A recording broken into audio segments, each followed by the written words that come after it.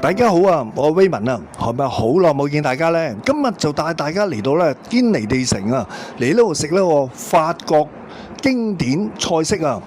究竟1288有乜嘢食呢？咁樣，咁我覺得嗰個生蠔呢係非常之新鮮，好 fresh 嘅。咁另外呢，呢度嘅海鮮呢係亦都非常之唔錯嘅。啊，特別係嗰個馬賽湯啊，嚇！法式馬賽湯呢，原來源自咧法國普羅斯旺咧馬賽港嘅，竟然係世界3大名湯之一啦。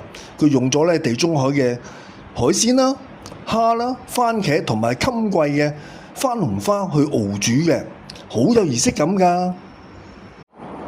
馬賽湯裏邊咧有龍蝦嘅鮮味嘅，咁同埋混雜咧其他嘅係海鮮，咁嗰個嘅質感咧係好 mixture 啦，得好好嘅，咁又唔係其他地方咧可以食到嘅。咁另外嗰個洋葱湯咧，你唔好聽過好炸成炸洋葱咁樣樣啊，佢嗰個洋葱嗰個味道咧，其實真係好香嘅，佢再落咗少少嘅芝士落去嘅，提高翻嗰個嘅係口感。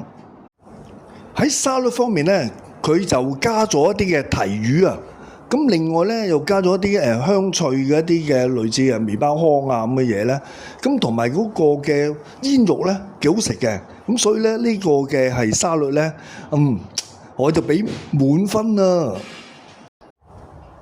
呢個龍蝦海鮮鍋咧就非常之呢個法國咧經典嘅，咁嗰啲醬汁啊，同埋嗰個味道咧，我覺得係好獨特，好有呢個係海鮮嘅風味啊！咁佢加啲大蜆啊同埋魷魚仔，咁作為咧襯托，咁呢個嘅配搭咧係都唔錯嘅啊！佢呢度嘅法國食海鮮咧，我覺得係值得一試嘅。乳豬方面咧，嗰個皮咧就非常之香脆啊！咁但係咧嗰啲肉味咧都係比較原味一啲，即係冇乜點樣醃過嘅。相對於西班牙嗰個嘅係乳豬嘅做法咧，裏邊嗰個嘅餡料啊個味道咧就會比較好一啲。